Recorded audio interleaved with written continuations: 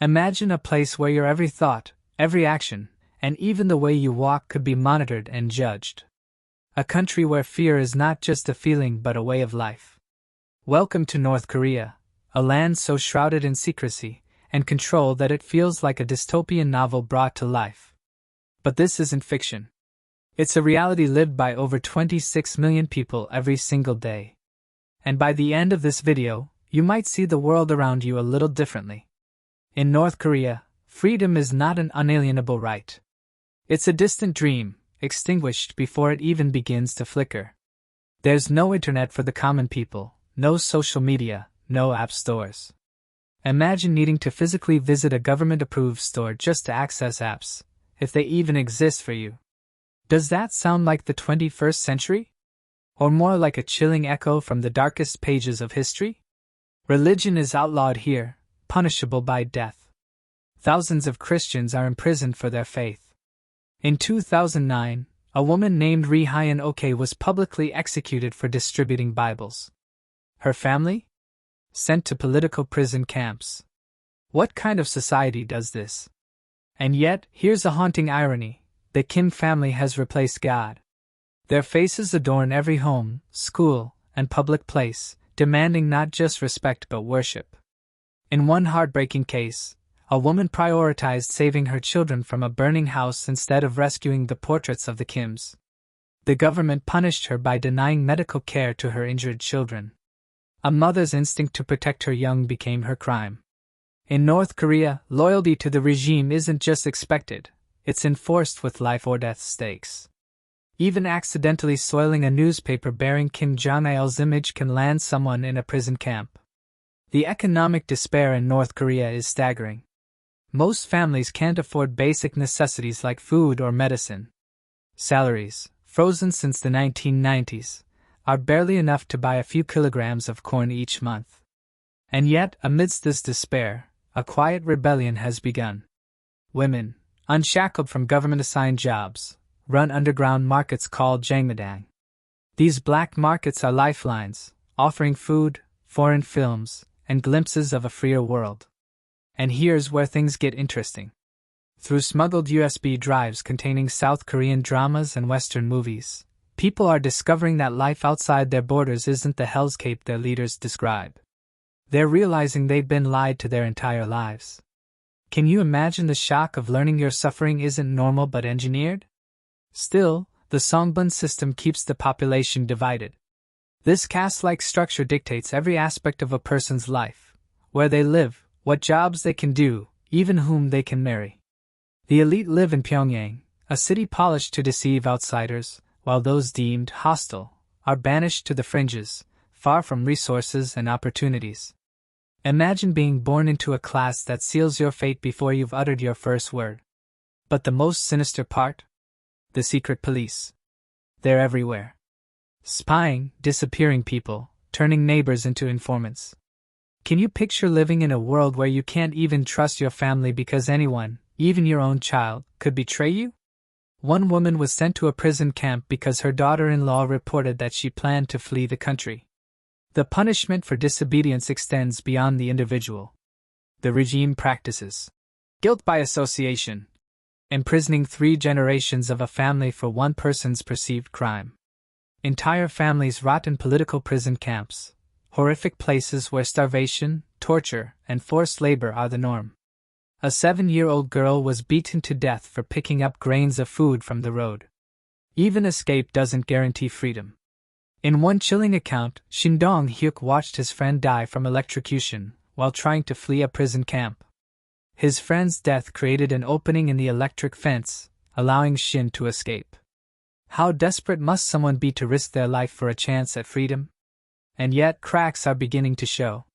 The Jangmadang markets are fostering trust among people who've spent decades under a system designed to divide them.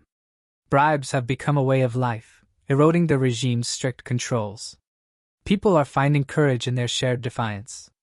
Here's the twist: even the government's iron grip can't suppress hope forever. Stories like that of Ju Yang, who escaped in 2010, prove that knowledge is power. Foreign media smuggled on USBs is shattering propaganda, showing North Koreans a life beyond their borders. It's not just entertainment, it's a glimpse of freedom. But the regime won't go quietly. Its propaganda machine is relentless, spinning absurd myths like Kim Jong Un learning to shoot at age 3 or climbing mountains at 5. They show Dr. News, claiming the world outside is crumbling while North Korea thrives. It's laughable, but when it's all you've ever known, it becomes your truth. The real truth? No dictatorship lasts forever. History has shown us time and again that oppression eventually breeds rebellion. Even in North Korea, seeds of change are being sown. The rise of black markets, the spread of illegal media, and the cracks in government control are all signs that the people are waking up. Imagine a future where these seeds grow into a movement, a united force strong enough to shatter 75 years of tyranny. It's not a question of if but when. And as we reflect on the unimaginable suffering of these people, let it remind us of the value of freedom. Never let fear or division blind you to the truth. Never surrender your choices to anyone, not a leader, not a government, not a system. Because once you give up your freedom, getting it back is a fight many don't survive. If this video moved you, make sure to explore the story of another dictator who tried to control the world, Adolf Hitler. Continue watching Section 2. Adolf Hitler's rise wasn't sudden, it was a methodical and calculated manipulation of fear, hope, and desperation. Much like North Korea's regime, he preyed on a fractured society, promising salvation while sowing division. But here's the terrifying part, his tactics weren't unique to Germany in the 1930s. They're a blueprint for tyranny that could resurface anywhere, at any time. Think about it, propaganda, the suppression of dissent, the glorification of a single leader. Sound familiar? History doesn't just repeat itself, it rhymes. And if we're not careful, the echoes of these oppressive regimes could grow louder in our own world. Could we recognize the warning signs before it's too late? Or are we as susceptible as those who came before us? Now, let's take a moment to reflect on what makes these regimes so powerful. It's not just their guns, their prisons, or their propaganda. It's the fear they instill in ordinary people. Fear turns neighbors into enemies, communities into battlegrounds, and hope into resignation. And yet, as we've seen time and again, the human spirit is resilient. Even in North Korea, where hope is a dangerous commodity, people are finding ways to resist. Smuggling USB drives, trading goods in forbidden markets, and whispering forbidden truths, these small acts of defiance are cracks in the regime's armor. And each crack widens the path toward freedom. But let me ask you this, what would you do if you were born into that world? Would you have the courage to resist, knowing the risks? Or would the fear be too great? It's easy to say we be brave, but history shows us that even the strongest can falter under oppression. This is why the stories of defectors are so important. People like Yeonmi Park, who escaped North Korea and now uses her voice to expose the regime's horrors. People like Shin Dong-hyuk, who endured unimaginable suffering yet found the strength to survive. Their courage isn't just inspiring, it's a call to action. And the action isn't just for them, it's for us. Because as we learn about these atrocities, we gain the power to speak out, to demand change, and to support organizations working to bring freedom to the oppressed. Their fight becomes our fight. But here's the cliffhanger, what happens when these regimes collapse? Will the world be ready to support the millions of people who've been isolated and indoctrinated for generations? Or will we turn a blind eye, as we've done so many times before? Freedom is a fragile thing, easily taken for granted until it's gone. The people of North Korea, much like those who lived under Hitler's reign, remind us of this truth every day. Their stories are a warning, a stark reminder that tyranny thrives in silence and apathy. So, as we wrap up, consider this, what role will you play in this unfolding story? Will you be a passive observer, or will you take a stand? Because the fight for freedom isn't just theirs, it's ours. And if you're ready to delve deeper into the darkest chapters of history, continue watching to Section 3 to explore the rise and fall of another infamous dictatorship. What you'll discover might just change the way you see the world forever. History teaches us one irrefutable lesson: silence is complicity. The regimes of Hitler, Stalin, And now Kim Jong Un have thrived because people, often out of fear or apathy, chose to look the other way. But what happens when we dare to look? When we confront these harsh realities head-on? The stories of those who defy oppression, even in the smallest ways, carry a power greater than any regime. A woman saving her children from a fire instead of portraits of a dictator. A prisoner sharing a single grain of rice with another, knowing it could mean their life. These are not just acts of defiance, they are acts of humanity. And humanity, even when beaten down, has an incredible way of bouncing back. The cracks we talked about earlier? They're not just metaphorical. The rise of black markets like Jangmadang in North Korea is evidence that control, no matter how ironclad, can never be absolute. These markets are more than places to buy and sell, they're whispers of freedom.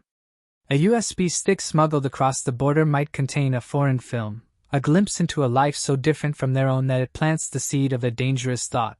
Maybe there's another way to live. Imagine this. A young boy in North Korea secretly watching a South Korean drama on a smuggled USB. For the first time, he sees a world where people smile freely, love openly, and aren't bound by fear. That image stays with him, growing into a longing so strong that it fuels his desire to escape. But here's the kicker, those USBs, those markets, those small acts of defiance, they're not just tools of rebellion. They're proof that no matter how hard a regime tries, it cannot kill the human spirit. The Kim regime, like all tyrannies, relies on control. Control over information, control over choices, and most importantly, control over fear. But when that fear begins to fade, even slightly, the cracks widen. And one day, those cracks will be too big to mend. The question is, will the world be ready when that happens? Will we embrace the people of North Korea as they emerge from decades of darkness? Or will we turn away, overwhelmed by the enormity of the task? History tells us we've made this mistake before. After World War II, the world vowed never again. Yet, genocide, oppression, and tyranny have continued.